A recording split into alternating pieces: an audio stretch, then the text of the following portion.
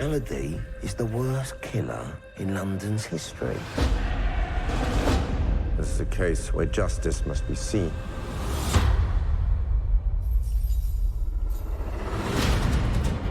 There is a concern about inflaming the touched. We keep the touched accountable, visible. If London is going to be saved from chaos, it needs to see chaos. What I want from you is just enough. We all have a soul, no matter what viciousness people are spewing. Let the world see the touched are not here to be slaughtered for show.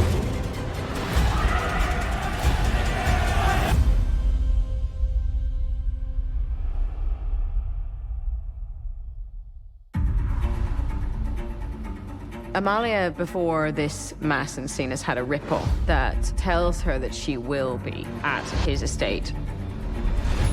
Mary's death needs to be answered, and not with another death. I'm going to talk to Masson alone. The confrontation scene between Amalia and Masson is really interesting. You think that I had something to do with your friend's death? Did you? It would save me such a lot of time. We flip roles, and he, uncharacteristically, as you would think, simply goes along with it. You'll take the part of the mastermind behind Mary's death.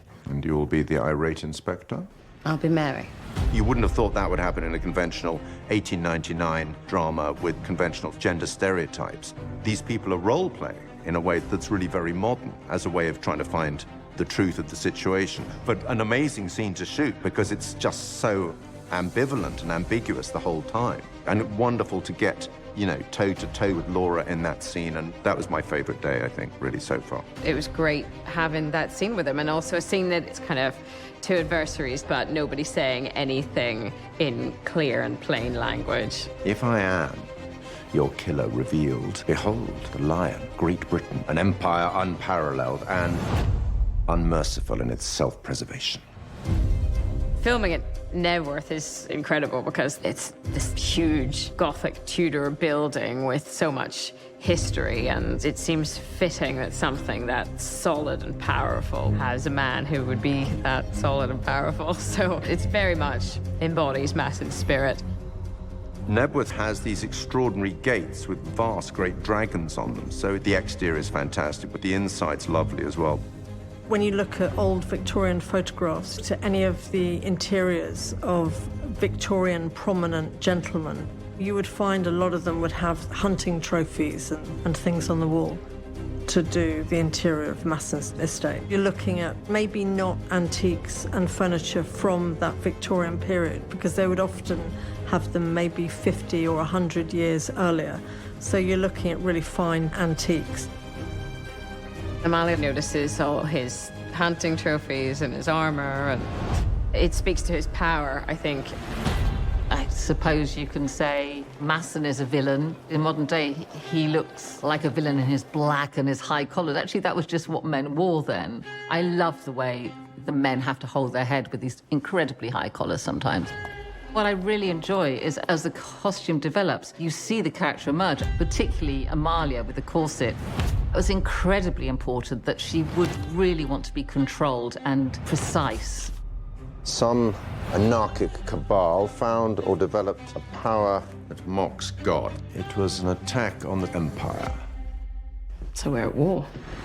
Masson doesn't believe that the touched represent progress of any good kind. He is the living, breathing embodiment of the patriarchy and power as it exists in that society. Masson embodies that empire and the values of that empire, and if that means people being sacrificed, then that's the way it's going to go. Masson, I suppose, is fundamentally a bad guy in that he's about destroying the touched. We always ask ourselves about villains, how did they get to be like this? With Masson, he lost his wife young, and now he's lost a child. So that makes him rather compelling. If you have a personal tragedy, all that does is fortify your allegiance to the larger force, so the larger British Empire for Masson. There's a regular power play between Masson and Amalia. He's the old power, she represents the new power, and neither one of them is going to give that up easily. So I think she comes out of there feeling frustrated and angry. So he confessed without confessing. It was honestly impressive. Amalia is looking for how she is supposed to be moving forward, but she really is quite lost. I was left here completely alone, with nothing but a mission I was never actually given. She is learning where to find the information that she needs, and the thing that really sets that in motion, first of all, of course, is hearing Mary's song. Myrtle's turn.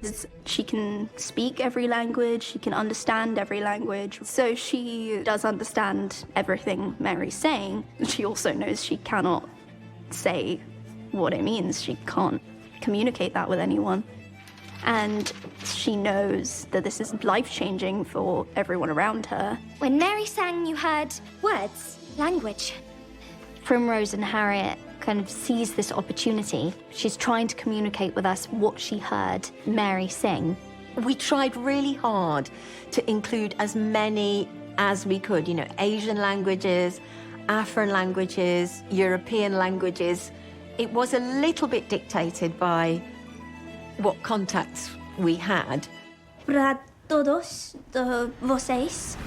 Viola's a remarkable person because she's so good at picking up the sounds and the rhythms of a language and the tune of a language. She kind of absorbs that very, very quickly. Amalia meine einsame Soldat hat Soldat. A little slower. But I think we both felt we want to do justice here. If we're going to use a bit of Afrikaans, if we're going to use a bit of Dutch or Turkish or whatever it is, we want to try and do that justice. Venite prima che sia buio. So I put out an email to the whole crew. The response was phenomenal. Loads of people got involved and translated pieces of script for us. We had something of like 30, 40 languages. I just thought it was fantastic. It was really joyous, this coming together. It's sadly quite unusual in the world for so many different cultures to come together and help each other.